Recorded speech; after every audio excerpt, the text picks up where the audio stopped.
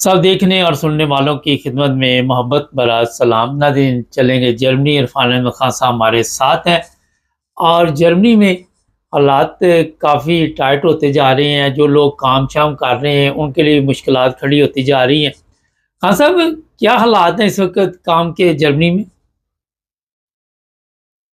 हमारे साहब, कोविड के बाद से जो इंडस्ट्री को नुकसान पहुंचा था, हम्म। जो इंडस्ट्री जर्मनी की हिली थी, वो अभी तक पैरों पर खड़ी नहीं हुई। हम्म। ऊपर से दुनिया के हालात इस किस्म के हो गए हैं कि हर तरफ जंगों की कैफियत है और कहीं मन वाली सूरत हाल दरपेश नहीं है। तो जाहिर है जर्मनी की एक इम्पोर्टेंट रोल है वर्ल्ड पॉलिटिक्स के अंदर। इसलिए जो हुकूमत है उसकी ज़्यादा तवज्जो जो है इंडस्ट्री अपने डोमेस्टिक मसाइल की बजाय बाहर के मसाइल की तरफ ज़्यादा है, उनको हल करने के लिए। जी। और ये हुकूमत के तब्दील होते ही हालात भी क्योंकि तब्दील हो गए, तो इसलिए वो जो है हमारे फ्रीडरिश मैर्ज साहब इस वक्त चांसलर हैं, उनको मुश्किल हालात का सामना करना पड़ रहा है, बैरूनी दुनिया में भी और डोमेस्टिक तौर पे भी।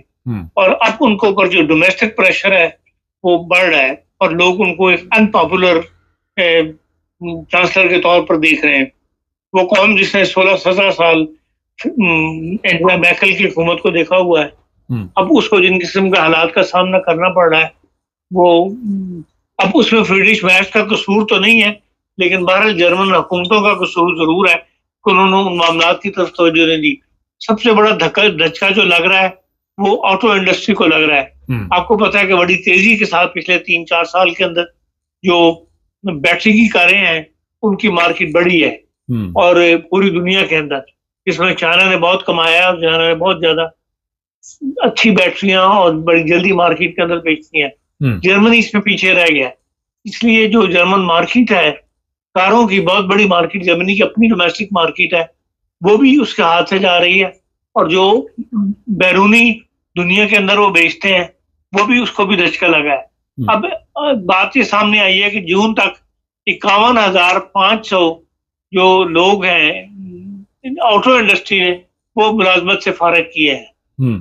और ये बहुत बड़ी बात है कि भाई बड़ी इंडस्ट्री जिसके अंदर बहुत बड़ी खपत होती है लोगों की, उसमें ही वो, और ऑन द होल वो कहते हैं पिछले कुछ अरसे के अंदर सालों में 1,14,000 बंदा जो है वो ऑटो इंडस्ट्री ने फारिग किया है और अभी मजीद वो फारिग करेंगे। इसलिए कि जो चाइनीज की मार्केट है, तो जर्मनी खुद जो हमेशा जर्मन कार रखने को प्रेफरेंस करते थे, वो इस वक्त ऑटो जो है बैटरी की कार जो है उसको चाइनीज को प्रेफरेंस कर रहे हैं। और चाइनीज की कारें जो है इस वक्त जर्मन मार्केट में बड़ी तेजी के साथ बिक रही है, उनकी जीप्स हैं।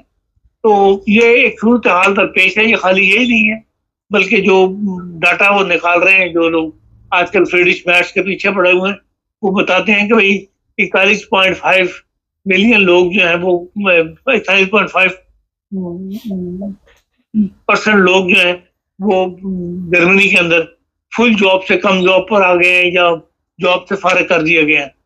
और उनकी टोटल तादाद मुझे फिगर याद नहीं रही, वो भी उन्होंने बताई है, वो भी लाखों में है जो इंडस्ट्री से फारिग किए गए। तो अब जर्मन इस तरफ उठ खड़े हुए हैं, जर्मन इंडस्ट्री भी जो वाले भी और आम जर्मन भी, कि भाई दुनिया को छोड़ो, अपनी जो हालत को ठीक करो और जर्मनी की जो इंडस्ट्री है इसको दोबारा डेवलप किया जाए और यहाँ पर जॉब्स वगैरह जो है वो कसरत से निकाली जाए, नई जॉब जो है वो क्रिएट की जाए। वो आजकल इस किस्म की डोमेस्टिक पॉलिटिक्स जो है वो ज्यादा है। फिर ये है कि भाई जो जर्मन दुनिया में, आपको पता है इस वक्त एक तहरीक चली हुई है कि भाई फलस्तीन की रियासत को तस्लीम करना है। सितंबर के अंदर उनकी तादाद बढ़ रही है ममालिक की जो फलस्तीन को बतौर रियासत तस्लीम करने हैं। जर्मन अभी तक अड़ा हुआ है कि वो फलस्तीन को बतौर रियासत तस्लीम नहीं करेगा।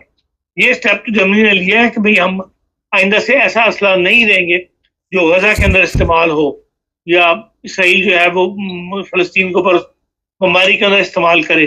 लेकिन वो ये भी कह रहे हैं कि भाई हम फलस्तीन को अभी हम ऐसा स्टेप नहीं उठा सकते कि फलस्तीनी रियासत को हम तस्लीम कर रहे हैं, जबकि यूरोप जो है उसको प्रेशराइज कर रहा है। आजकल कनाडा के वज़ीर जो है वो यहाँ आए हुए हैं जर्मनी में, और कल जो उनका बर्लिन के अंदर उन्होंने भी खुलकर ये बात की है कि भाई जर्मनी को तस्लीम करना चाहिए और यूरोप को, पूरे दुनिया की जो कुछ हो गया इसराइल जिस हद तक आगे बढ़ गया हुआ है हठधर्मी के अंदर, और फ़लस्तीन को जिस तरह बुरी तरह रगेदा गया है, अब इसका हल निकालना चाहिए, और उसका हल तभी निकलेगा जब फ़लस्तीन को रियासत के तौर पर तस्लीम कर लिया जाएगा। जी। तो उनकी तकरीर के बाद बहुत ताबड़तोड़ सवाल प्रेस की तरफ से जर्मन चांसलर पर किए गए हैं, लेकिन वो लोग प्रेस को मुतमईन नहीं कर सके। वो अपनी कहते हैं जर्मनी की अपनी मजबूरी है, और हम अभी ऐसा ऐलान नहीं कर सकते कि हम फ़लस्तीन को बतौर रियासत के तस्लीम कर देंगे। इसलिए बहरहाल दोनों तरफ से यमन की मौजूदा हुकूमत या जर्मन चांसलर जो है वो अंडर प्रेशर है। ये सूरत हाल आजकल जो है यहाँ चल रही। तीसरा मामला जो है वो अफगानिस्तान का है कि वहां पर जो 450 आदमी इन्होंने जो वादा किया था, 2000 आदमी जो पाकिस्तान के अंदर मौजूद हैं, जो अफगानिस्तान में उन्होंने मदद की थी यमन की और इत्तेहादी अफवाज की, उनको फौरी तौर पर पाकिस्तान लाया गया था, उनको पाकिस्तान से यहाँ लेकर आना था। उनमें से 50 आदमियों को लाई थी मौजूदा गवर्नमेंट, और उसके बाद इन्होंने हाथ उठा दिए थे कि हम इन लोगों को नहीं लाएंगे। लेकिन अब कल इन्होंने ऐलान किया है कि अब हम जो हमारी अफगानिस्तान से गवर्नमेंट से बातचीत हुई है, उसके बाद लगता ही है कि अफगान गवर्नमेंट ऐसे लोगों को लेने पर तैयार नहीं है।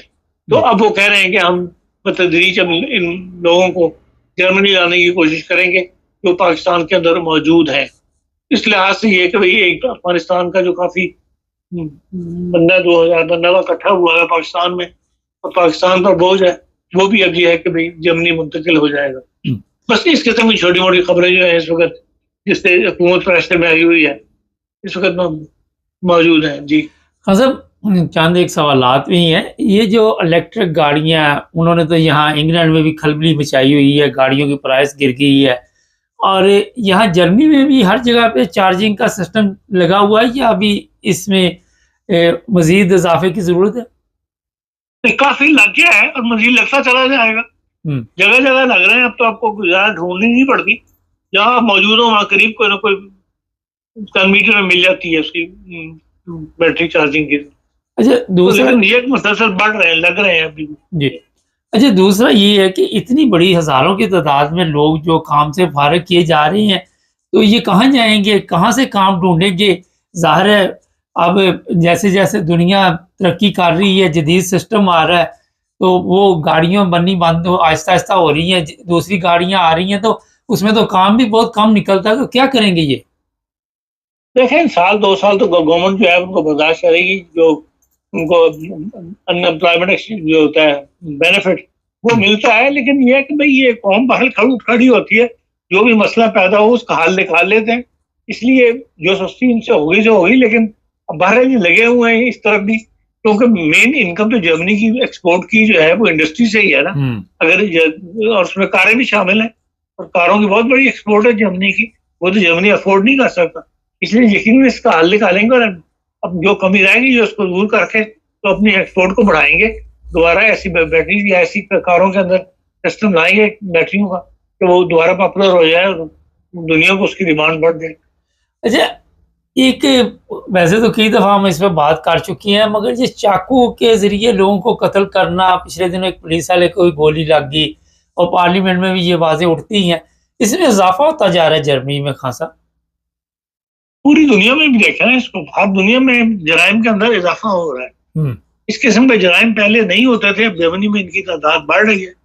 अब आप ये भी देखें कि भाई जर्मनी के अंदर जो पिछले हफ्ते प्रेस कॉन्फ्रेंस थी जर्मन वज़ीर दाखिला की, और जो बुंडेसकैमरामैट का जो प्रेसिडेंट है उसकी, तो उन्होंने बताया कि 45,000 मुकदमा जो है वो हमने दर्ज किए हैं पोर्नोग्राफी के, बच्चों के साथ पोर्नोग्राफी के मामले में, और 41,000 के करीब उन्होंने बताया कि केस हमने रजिस्टर किए हैं। तो इसलिए क्राइम हर तरफ बढ़ रहा है। तो ये क्राइम जो छुप को हो रहा था, इसी ये भी बहरहाल एक क्राइम ही है, और उसके ऊपर माहौल, कहने का मतलब ये है कि माहौल इस किस्म का बन रहा है कि दुनिया में क्राइम बढ़ रहा है। और ये चाकू वाली वारदात भी एक क्राइम ही है जिसकी तादाद में अब इजाफा हो रहा है। लोग ज्यादा खुल के मतलब सामने आ रहे हैं और चाकू का इस्तेमाल जो है वो कर रहे हैं, एक दूसरे को मारने की कोशिश कर रहे हैं। अच्छा, आज ये खाली जर्मनी में नहीं हो रहा, बाकी दुनिया में भी क्राइम बढ़ रही है। आज मैं देख रहा था सियासी पनाह वालों में खासी कमी आई है, और बॉर्डर पुलिस ने बड़ा अच्छा रोल जर्मनी में अदा किया। ये खान साहब आप देख रहे हैं आने वाले दिनों में काफ़ी और कंट्रोल कर लेंगे? देखें क्या तो यही रहे कि इन्होंने ये स्कीम निकाली थी, इससे काफी इनको फर्क पड़ा है। इसलिए बुंडेसक्रिमिनल जो है बुंडेसग्रेनशुट्स उनको उन्होंने नई भर्ती करने का ऐलान किया कि भाई 10,000 नया बंदा बुंडेसग्रेनशुट्स के लिए भर्ती करेंगे, ताकि बॉर्डर्स कंट्रोल करने पे हमें फायदा हुआ है और आने वाले जो कम हो गया। कम से कम वो लोग जो इधर उधर आने के बाद जर्मनी घुसने की कोशिश करते थे, वो रास्ता जो है वो उन्होंने काफी कंट्रोल कर दिया है।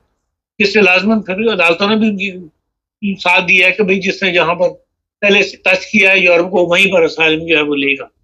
इस लिहाज से बहरहाल इनको फायदा पहुंच रहा है, और इसका अगर जिस चीज से फायदा पहुंचे फिर उस कार्रवाई को ज्यादा सख्ती के साथ अमल दरामद पर किया जाता है।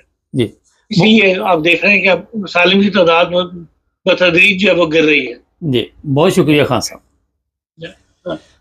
ये थे जनाब इरफान अहमद खान साहब, और ज़बरदस्त तरीके के साथ बताते हैं। लोग इनका प्रोग्राम पसंद करते हैं, कहते हैं खान साहब तफसील से बताते हैं, उनका भी शुक्रिया। और जो ये काम वाले मामला हैं ये काफ़ी वैसे परेशानी की तरफ लेके जा रहे हैं, क्योंकि गाड़ियाँ यहाँ मैं चेक करता रहता हूँ मार्केट, जब भी जर्मनी में हो इंग्लैंड में हो, तो प्राइस बहुत कम होती जा रही आम गाड़ियों की।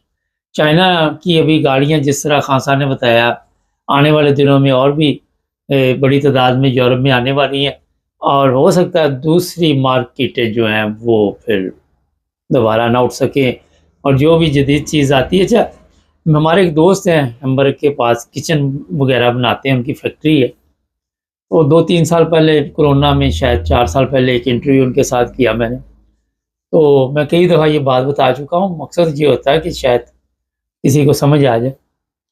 तो मैंने उनसे पूछा कि आपके पास कितने बंदे काम करते हैं? वो कहने लगे 150 बंदा पहले करता था। तो मैंने कहा अब 15-20 शायद 25-30, मुझे याद नहीं, इतने ही होना था। मैं क्या वजह हुई?